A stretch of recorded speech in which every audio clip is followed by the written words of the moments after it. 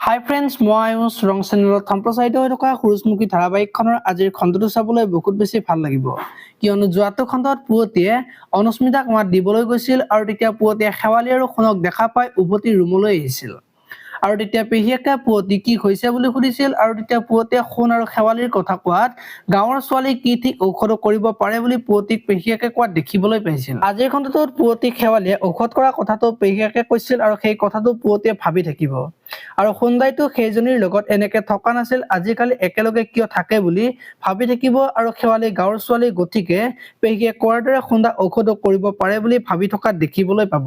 এইফালে আকৌ সোণে যে অনুস্মিতাক শুনাবলৈ শেৱালিক ফুৰাবলৈ নিব বুলি কৈছিল আৰু শেৱালিৰ মনটো বহুত বেছি ভাল লাগি আছিল আৰু শেৱালিক ফুৰাবলৈ নিনিয়া দেখি শেৱালিয়ে সোণক ফুৰিবলৈ যাম বুলি যে কৈছিলা কি হ'ল বুলি সুধিব আৰু তেতিয়া সোণে অনুস্মিতাক দেখুৱাবলৈহে কৈছিল বুলি ক'ব আৰু আমাৰ সম্পৰ্কটো বেলেগক দেখুৱাবলৈহে হাজবেণ্ড ৱাইফ, কিন্তু ঘৰৰ ভিতৰত একো সম্পৰ্ক নাই বুলি শেৱালিক ক'ব। এতিয়া বাৰু শেৱালিক সোণে ফুৰাবলৈ নিবনে দেখিবলৈ পাব আজিৰ খণ্ডটোত। আনফালে আকৌ অনুস্মিতা ঘৰলৈ গৈ সোণ আৰু শেৱালিৰ মাজত যে ইমান মৰম ভবাই নাছিল বুলি ভাবি থাকিব আৰু মনটো বহুত বেছি ভাল লাগিব। এতিয়া বাৰু সোণ আৰু শেৱালিৰ মাজত যে তেনেকুৱা সম্পৰ্ক নাই সেই কথাটো গম পাবনে দেখিবলৈ পাব আজিৰ খণ্ডটোত। আপোনালোকে সূৰুযমুখী ধাৰাবাহিকখন চাই কেনেকুৱা পায় কমেণ্ট কৰি জনাব আৰু যদি আপোনালোকে এতিয়ালৈকে চেনেলটো ছাবস্ক্ৰাইব কৰা নাই তেতিয়াহ'লে চেনেলটো ছাবস্ক্ৰাইব কৰি ভিডিঅ'টোত এটা লাইক কৰি দিব। ধন্যবাদ।